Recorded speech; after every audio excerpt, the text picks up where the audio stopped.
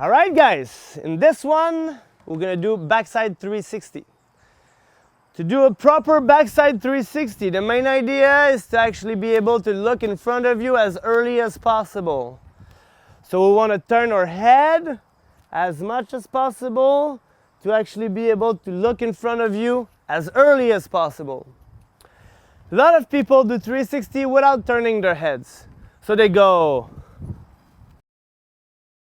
And then it's hard to control. If you have too much rotation, whoa, it's hard to stop it. So the main idea again is to place your upper body first, have a vision in front of you as early as possible, and finish the trick with the lower body. I'm turning my head and I bring my legs back. Now I didn't have enough rotation at the start, so I didn't see as early as possible, so I really want to go and then look right away. We can exaggerate it with a little aggressive turn, you know, and then we leave our legs behind, wait, and then turn. Again, we can think shifty if we want, shifty this way and then shifty the other way. But the main idea is to turn your head and look in front of you right away. When we see, we need to think, I'm gonna put my board straight so I can land properly and nicely. If I overspin like this, I'll cut my edge and I'm gonna hate my day. I saw a lot of people, they go and they look and then they go, right?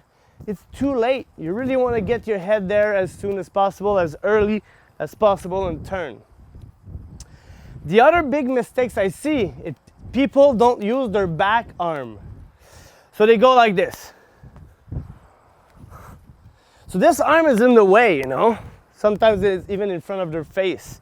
So they go like this, you know. So this arm needs to open up so I can go check.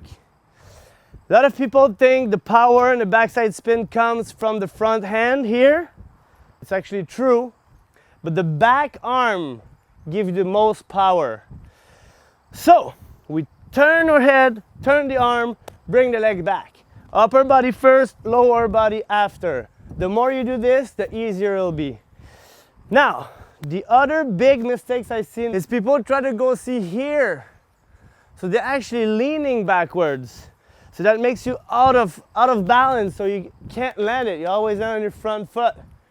What I would suggest here is you start facing back the jump. So you start like this, and then you look there, so you see the landing already, and then 270 out.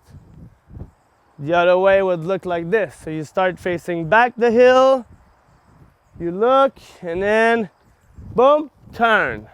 Both ways, it's always good. If you want to learn how to snowboard properly, you need to learn both ways. Another mistakes people do is they don't bend their knees. So they go like this. If you don't bend your knees, it looks like that. Eventually, you're gonna wanna grab your backside three. So you really wanna go and learn how to do them in a little ball. So that way, when we wanna grab afterwards, it's easier because your foot are pretty close to your arm. So always think knees up and then down.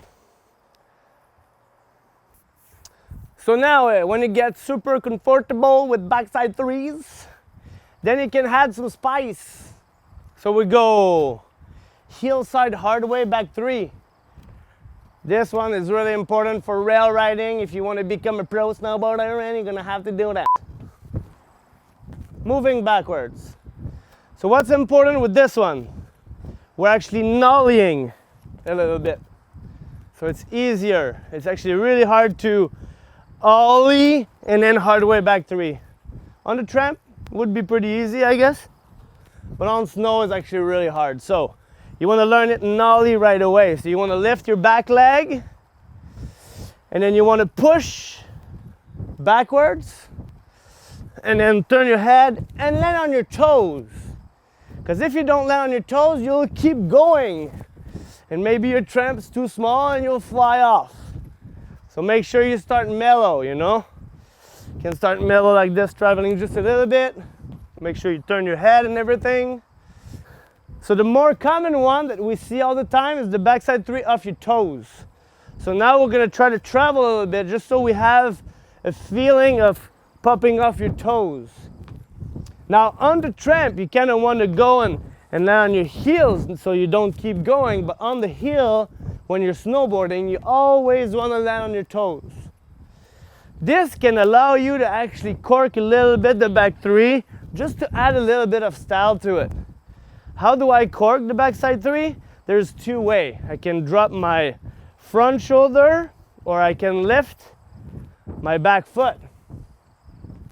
And then I want to turn my head as early as possible so I can bring back my lower body. Again, I'm placing my upper body first, placing it here, and then I bring my lower body after. So that allows me to bring back the cork. Backside 3 cork is actually pretty hard on the trampoline, so good luck with that. Backside 5 is going to be way easier for you guys to be able to cork.